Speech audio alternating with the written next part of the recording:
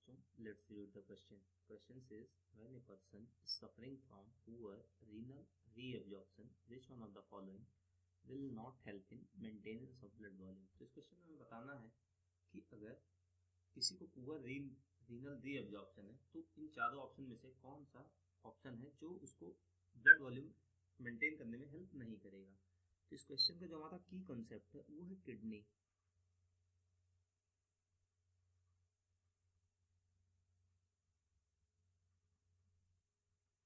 पता है किडनी एक ऑर्गन है जिसका काम क्या है, ब्लड को फिल्टर करना।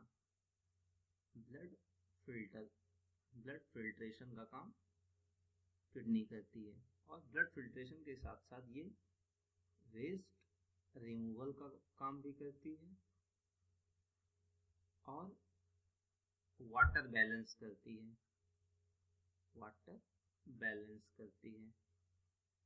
हमारी जो किडनी है उसका जो फंक्शनल यूनिट है किडनी का वो होता है नेफ्रॉन। किडनी का जो फंक्शनल यूनिट है वो होता है नेफ्रॉन। नेफ्रॉन क्या है? फंक्शनल यूनिट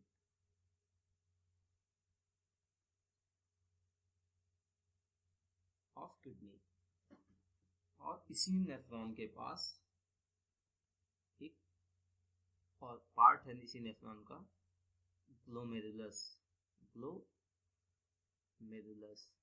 जहाँ पे फिल्ट्रेशन का काम होता है। और उसको हम जो फिल्ट्रेट आता है उसको हम बोलते हैं ग्लोमेरुलस फिल्ट्रेट। अब हमारे क्वेश्चन में कहा गया कि अगर किसी को पुअर रीनल रीअब्जॉर्प्शन है, मतलब वो एब्जॉर्प्शन का प्रोसेस जो है वो सही से उसके अंदर नहीं हो रहा, तो कौन सा ऑप्शन है हेल्प करेगा। अब देखो ऑप्शन जो हमें ए दिया है उसमें कहा गया है कि अगर एडीएच का सिक्रीशन बढ़ जाए, इंक्रीज्ड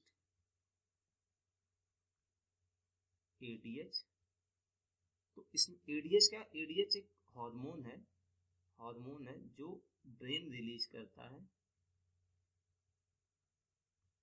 ताकि क्या हो, एब्जॉर्प्शन का प्रोसेस हो सके। एब्जॉर्प्शन का प्रोसेस किडनी करती है। तो अगर एडीएच नॉर्मल, एडीएच क्या करता है, एब्जॉर्प्शन का काम करता है। अगर हमारा पुअर रीनल रीअब्जॉर्प्शन है, मतलब एब्जॉर्प्शन सही से नहीं हो रहा, तो अगर लेकिन हम इंक्रीज कर दें एडीएच का प्रोडक्शन का तो हमारा रीअब्जॉर्प्शन होने लगेगा। तो अगर हम इंक्रीज करते हैं एडीएच के प्रोडक्शन को या मतलब सिक्रीशन को, तो ये हमारे ब्लड वॉल्यूम को हेल्प करेगा मेंटेन करने में, ब्लड वॉल्यूम इससे मेंटेन हो जाएगा।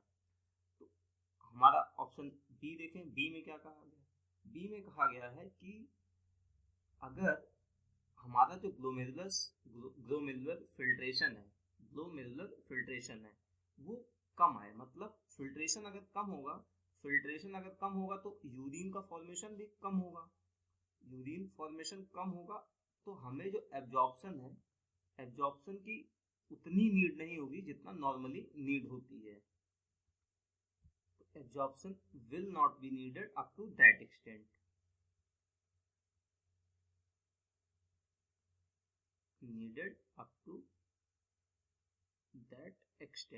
तो ये भी हमारे क्या करेगा, ब्लड वॉल्यूम को हेल्प मेंटेन करने में हेल्प करेगा।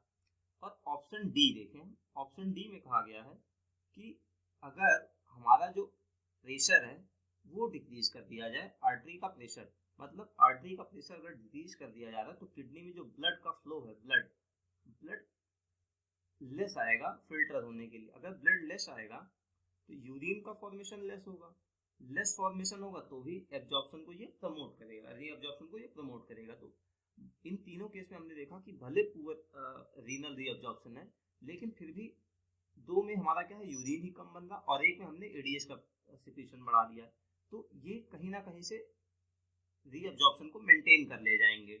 लेकिन जो हमारा ऑप्शन सी है उसमें कहा गया कि अगर हम आर्टरी के प्रेशर को इंक्रीज कर दें, अगर हम प्रेशर को इंक्रीज कर देंगे तो क्या होगा, ब्लड जो है वो ज़्यादा आएगा, ब्लड मोर फॉर फिल्ट्रेशन। अगर ब्लड मोर होगा तो यूरिन का फॉर्मेशन भी ज़्यादा होगा, और जब यूरिन का फॉर्मेशन ज़्यादा होगा तो रीअब्जॉर्प्शन ज़्यादा होना पड़ेगा।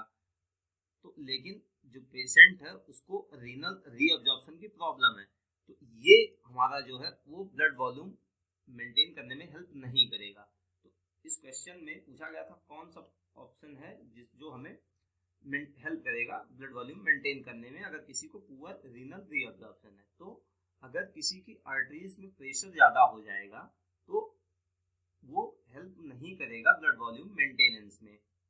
तो इस क्वेश्चन का जो फाइनल आंसर है वो ऑप्शन सी है। I hope you understand it well. Good luck.